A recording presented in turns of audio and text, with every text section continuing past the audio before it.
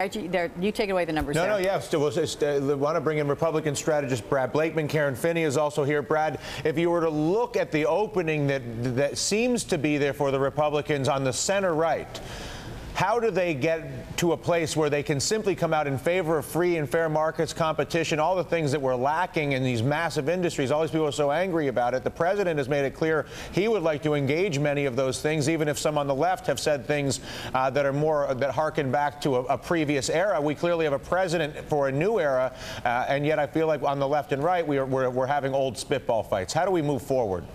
Well, for the president to be successful, he has to come more to the center.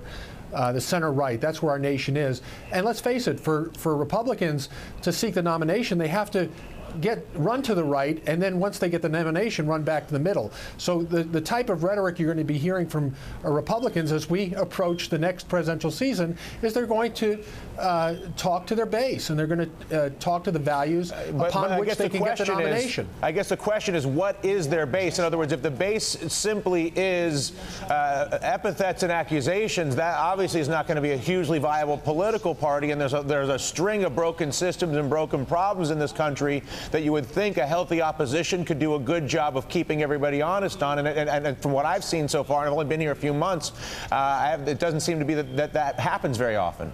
Well, Dylan, as we approach and get closer to the election, you're going to hear more nuts and bolts of what the Republicans stand for and what they will do. Why are you going to wait till the election? Is that because the only thing the Republicans care about is getting elected? They could care less about actually creating efficient healthcare systems, solving too big to fail, dealing with energy. As you're saying, why do we have to wait till an election to hear what these people think? Because we're not in power. They work for us. We're paying them taxes. Why do we have to wait till an election?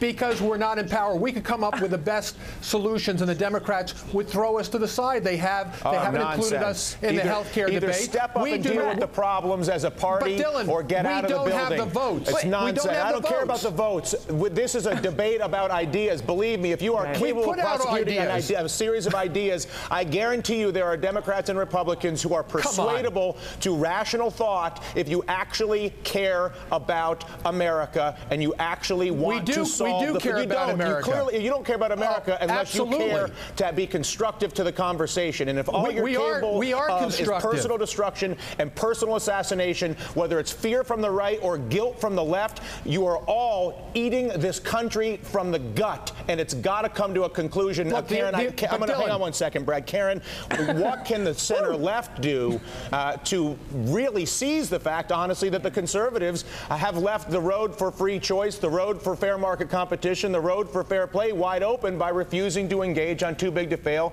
Ron Wyden has done a great job on seizing for real choice for health insurance, and it seems to be working quite nicely for him. Yeah. Look, I think the challenge is this idea of the middle and the center. I think we're generally a centrist country. I don't agree that we're center right.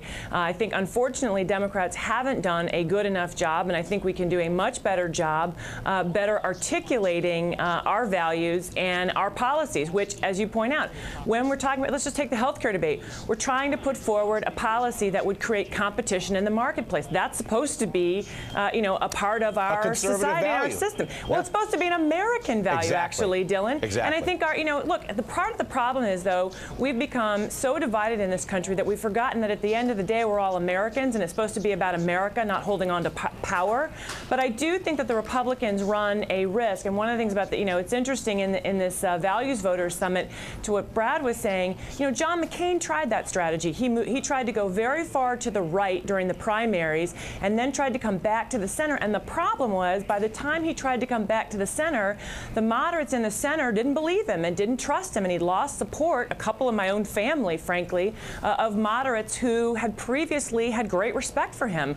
So you've got to actually stand up for what you believe in from the beginning and not try to tack one way and tack back the other way. I think that's what you saw President Obama do. I just don't like the idea of having to wait for an election to get somebody to deal with health care or anything like that. Look, I agree, and I think it is. I think, you know what, Brad? I think it is an absolute sham and a lame excuse to say the reason you can't put forward any ideas right now is because you're not in power. I mean, that's just. No, I mean, really, that's your message to the American people. You know better. You know better. The American people spoke last November. They gave you the House and the Senate with high majorities. They gave you the presidency. Even with those high majorities, with the presidency, you guys can't get a thing done. win. It's the Democrats that are holding it up. Hey, Brad, The you Republicans idiot. could With come all up with due the best respect, plans, and it these are wouldn't be not passed. left-right issues. This country has broken systems for the financial system where taxpayers subsidize failed businesses. It has broken systems in health insurance where taxpayers protect health insurers from fair market competition. It has broken systems that go across our energy resource management. The demand from the American people is not to play left-right. The demand from the American people, as I see it as a journalist right now, is to demand that the politicians